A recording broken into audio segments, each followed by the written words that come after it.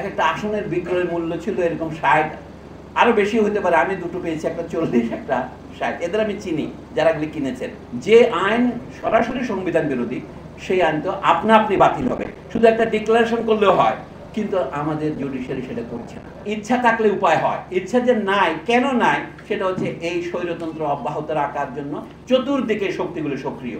এখানে বাসদ মাসবেদের আলোচনায় ৬ রকমের তারা হেডলাইন দিয়েছেন: নির্বাচনের সংস্কার, সংবিধানের সংস্কার, নির্বাচনের সংস্কার, বিচার বিভাগের সংস্কার, পুলিশের সংস্কার, জনপ্রশাসনের সংস্কার এবং দুর্নীতি দমন কমিশনের সংস্কার। এই ৬ সীমায় তারা আমাদেরকে অব্যাহতি দিয়েছেন।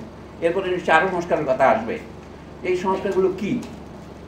একটা সংস্কার হচ্ছে যে আমরা যেন নিয়মিত ভোট দিতে পারি। তাই ভোট দিতে না পারার ক্ষেত্রে যে কাজটা কাজ করে, আপনি ভোটে দাঁড়াতেও পারছেন না, যেহেতু এতে কোটি কোটি টাকার ব্যাপার। একটা সিট বিক্রি হয়েছে গত সরকারের প্রধানমন্ত্রী, শুধু মেয়েদেরকে যে নমিনেশন দেওয়া হয় বাছাই করা, 40 কোটি টাকা, 60 কোটি টাকা, এর মতো তথ্য প্রতিবেদন আমরা পাচ্ছি। এখন পত্রপত্রিকা প্রকাশিত হচ্ছে, এক একটা আসনের বিক্রয় মূল্য ছিল এরকম ৬০, আরো বেশি হতে পারে, আমি দুটো পেয়েছি, একটা ৪০, একটা ৬০। এদের আমি চিনি যারা এগুলি কিনেছেন। তো এই যে তার মানে নির্বাচন ব্যবস্থা সম্পূর্ণ নস্যাৎ হয়েছে, এর উপর আমাদের নির্ভর করা যাবে না।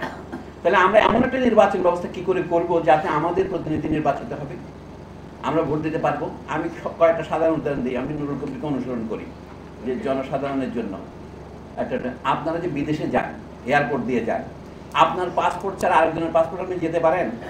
সাদেক আলিম পারে, সে একটা ব্রিটিশ পাসপোর্ট থাকে তার একটা প্যাকেটের ভিতরে, কিন্তু আমি তো পারি না। আমাকে টিপ দিয়ে যেতে হয় অথবা দেখাইতে হয়, আমাকে ইমিগ্রেশন চেক করতে হয়। তো ভোটের সময় কেন আপনি একটা কালি লাগাই দেন যেটা আবার মুছে ফেলা যায়?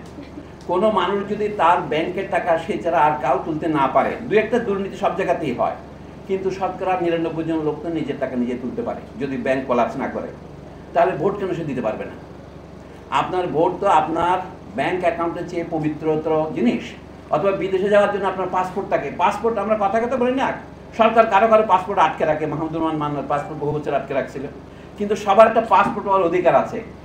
আপনার ন্যাশনাল আইডি হয়েছে এখন, তারা আপনার সমস্ত জীবন তথ্য রেখেছে, কিন্তু আপনি ভোট দিতে পারছেন না কেন? যদি আপনি ভোট দিতে না পারেন তো আপনি নির্বাচন বন্ধ হয়ে যাবে। এই একটা সংস্কার যদি আপনি করতে পারেন, তাহলে এটা সংস্কার করতে কি কি লাগবে? এই যে আরপিও করে রাজনৈতিক দলকে সারা দেশে অফিস করতে হবে, এটা হচ্ছে মানুষকে রাজনৈতিক দল না করার জন্য বলা। যদি আমি রাজনৈতিক দল করতে চাই, আমাকে করতে না দেওয়ার একটা যুক্তি হতে পারে না। সেটা 2008 হোক আর 2006 হোক, এই সমস্ত আইন হচ্ছে সংবিধান বিরোধী। কারণ সংবিধানে দেওয়া মৌলিক অধিকারের মধ্যে আছে রাইট টু অ্যাসেম্বলি, মানে আমি নিজেকে অর্গানাইজ করতে পারবো, আমি সভা সমিতি করতে পারবো, অর্গানাইজ করতে পারবো, পার্টি করতে পারবো, এটা তো মৌলিক অধিকার দেওয়া আছে। এখান থেকে এমন একটা আইন করলেন, আপনি ডান হাতে দিলেন, বাম হাতে কেড়ে নিলেন। যে আইন সরাসরি সংবিধান বিরোধী সেই আইন তো আপনি বাতিল হবে, শুধু একটা ডিক্লারেশন করলেও হয়, কিন্তু আমাদের জুডিশিয়ারি সেটা করছে না। আমেরিকানরা যদি তাদের দেশের ভিতরে লোকরাই ভোট দিতে পারে, আমাদের বাসদের এই দলের মধ্যে কেন থাকবে? প্রবাসীদেরকে ব্যালটে ভোট দেওয়ার অধিকার দিতে হবে। শুধু প্রবাসীদের কেন, আমাকেও ব্যালটে ভোট দিতে হবে। আমি ভোট কেন্দ্রে গিয়ে মারামারি করতে চাই না, আমার ভোট আমি ব্যালটের মাধ্যমে দেবো, এবং আমার ভোট হয়েছে কিনা সেটা ওখানে রেজিস্টার দাগ উঠবে, আমি ভোট দিয়েছি কিনা, এটা রেকর্ড হয়েছে কিনা, আমার রেজিস্টারে ইনফরমেশন আসবে। টেকনোলজির জন্য এটা সম্ভব।